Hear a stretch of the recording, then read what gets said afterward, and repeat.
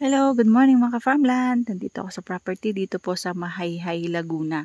Ito po ay sa Barangay OOB ng Mahayhay, Laguna. So, ang property po ay ito lang. Ayan, ito po ay 4 na slot po.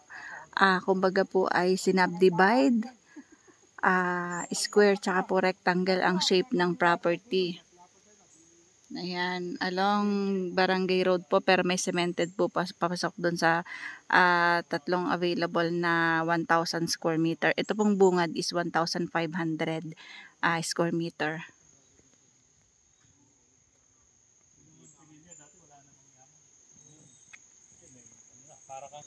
Ayan, ito po yung property na 1,500 square meter. Ayan. Ito po yung 1,500 square meter. Ayun po, meron po yung barbed wire. Libot po yan ng bakod na barbed wire. So, ito po yung gagawin pong right of way. 4 meters wide po yung right of way. So, ito yung 1,500 square meter. May mga tanim po ito na lansones tsaka konting nyog. So, ito po ay located dito sa Mahayhay at kung nga lang po maganda yung panahon, hindi po makulimlim, yan na po yung Bundok Banahaw. So ito pong property ay paanan po ng Bundok Banahaw. So malamig po ang klima kasi mataas na lugar. Ayan nga po, pag pumalamig nagpa-fog. So ngayon ay makulimlim kaya po ayan, maputi lang po yung kalangitan.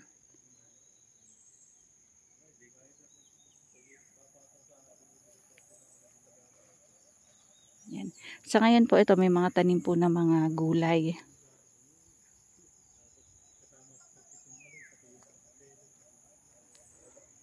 Yan. Ito po ay total po ng sukat na ito ay 1,500 square meter. Ayun po yung pinaka boundary, yung pong may bakod na barbed wire yung poste po doon.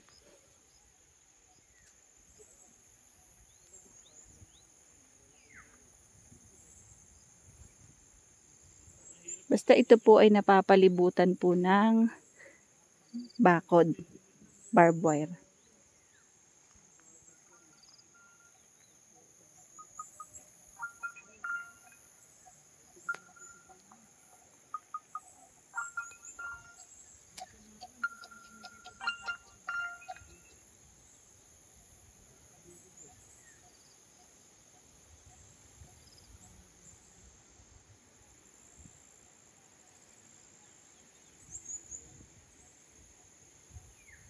Ito po, square po ang lupa nito. Tsaka po pati mga ka-farmland, ang kagandahan po nito, kanya-kanya na pong titulo. So, ayan po, may mga tanim po na gulay. Pechay po yan. Maganda po kasi ang klima dito, kaya magaganda po ang gulay dito. Meron din po silang mga repolyo, ampalaya, pipino. So, at yan po ang mga kalabasa.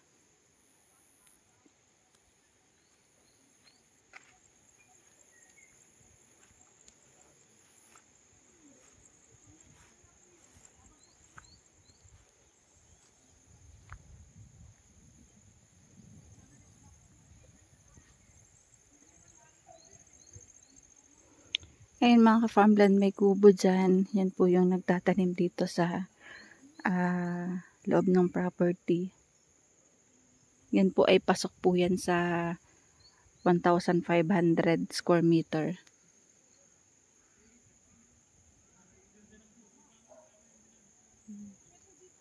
Sariwang-sariwa po yung mga gulay nito.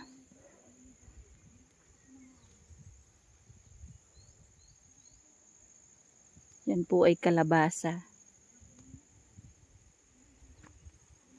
Yan po ay talong. At saka po pechay. So may mga beans din po. Ang presyo po mga ka-farmland ditong frontage, ito pong sa loob po ng property na ito. Ito po ay 2,500 pesos per square meter.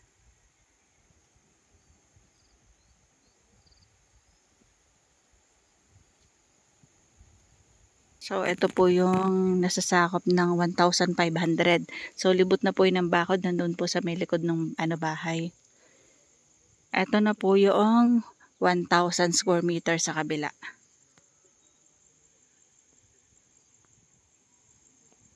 So, ito po yung 1,000 square meter. Ito po yung pinaka-boundary niya.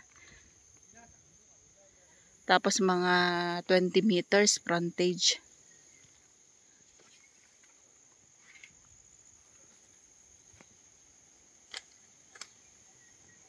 Ito po ay kanya-kanya ng title. So, may ilang piraso pong tanim na puno ng nyog na nasakop dito sa property at isang puno ng lansones. So, ang pinaka-frontage po nito, ayan po yung right of way ay 24 meters.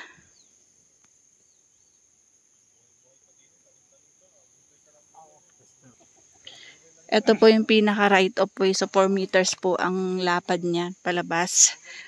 Ilang meters naman po yung paano niya, sir? Yung palabas. Yung haba. 114. 114 meters hanggang dulo po yun. Sir, iano ko nga, papakita ko yung pinaka-cut.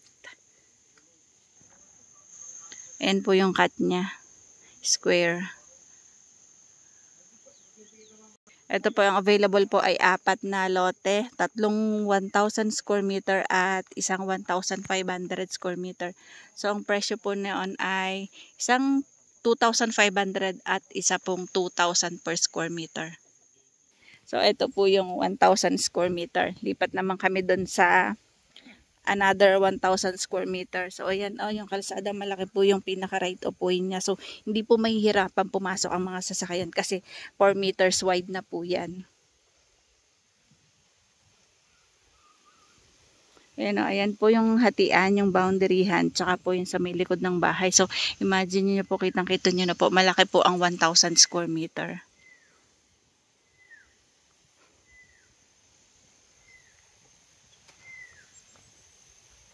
Ang Mahayhay Laguna po ay isa po sa malamig ang klima. So yung sa mga naghahanap po dyan na gusto nila matakasan ang init ng Kamaynilaan, tara na dito sa Mahayhay Laguna. So ito po yung another 1,000 square meter. Ayan po yung barbed wire. Ayan. Ang tanim naman po nito, may nyog, may lansones. At saka yan mga gulay po. Tayo pa yung dati. Marami kang property dyan. Actually, plano kong bilhin.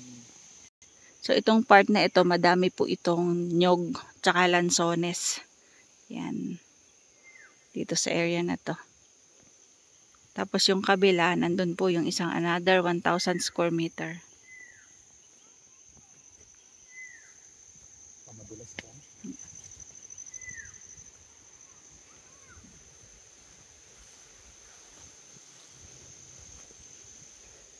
Lamig na, ambon-ambon pa rin dito. Sa ibang lugar, napakainit na. Ayan, kitang-kita nyo po yan. Yan po yung right of way. Yan po yung pinakakalsada. Kasi ito po yung gilid ng isang boundary. So ito, ayan po yung ang kagandahan po nito mga farmland titulado na po, kanya-kanyang titulo na. So hindi na po kayo mamamroblema na ipatitle pa. Tsaka hindi ganun kataas yung presyo ng may-ari ng lupa kasi gusto niyang mabili. Ito, madami din po itong lansones tsaka nyog. So yung pinaka-boundary po na andoon.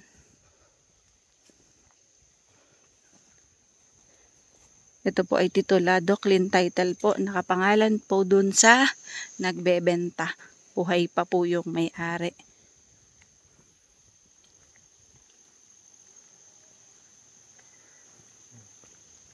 Kabayo ako dyan. Ayun o, padra ng kabayo. Yan po yung pinaka-boundary ng property ng another 1,000 square meter.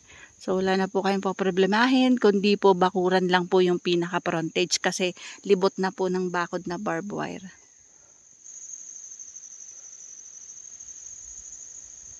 Same lang din po yung mga frontage, 24 meters wide po.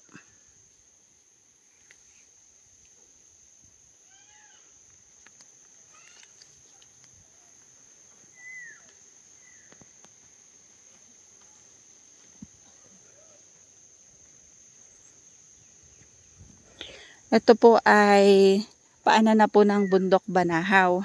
So ang layo po nito sa pinakapoblasyon sa bayan po ng Mahayhay ay 2.6 kilometers.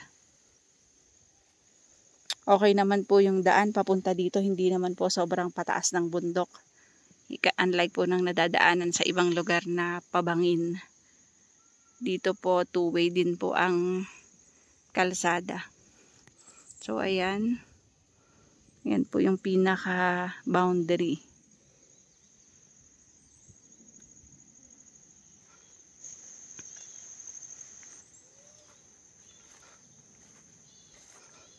Mga gulay ang produkto dito sa Mahayhay, Laguna. Kalapit bayan po ito ng Liliw at Magdalena. Yan lang po yung Bundok Banahaw, mountain view. Kung nga lang po hindi masama ang panahon, kung hindi makulimlim, kitang-kita po natin ang Bundok ng Banahaw. Ang tubig po dito galing po sa Bundok Banahaw. So may source po dito ng tubig at kuryente. Ayun lang po ang poste ng kuryente.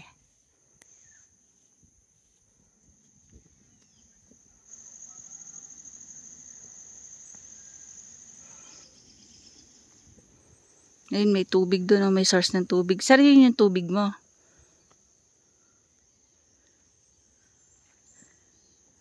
Ayan, may mga tanim silang mga gulay. Nag-harvest na si seller ng kanyang tanim.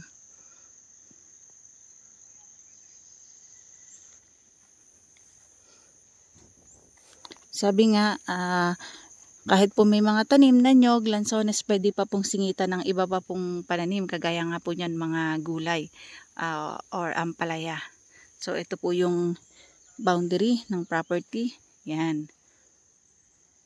Nakita nyo naman kanina, square, halos square, tsaka po rectangle yung shape ng property. So simula yan, papunta po doon, yan po ang itsura ng 1,000 square meter. Maganda siya mga ka-farmland kasi po titulado. So paano mga ka-farmland? Bye-bye po. See you for the next videos. God bless po sa ating lahat. Bye-bye. God bless po.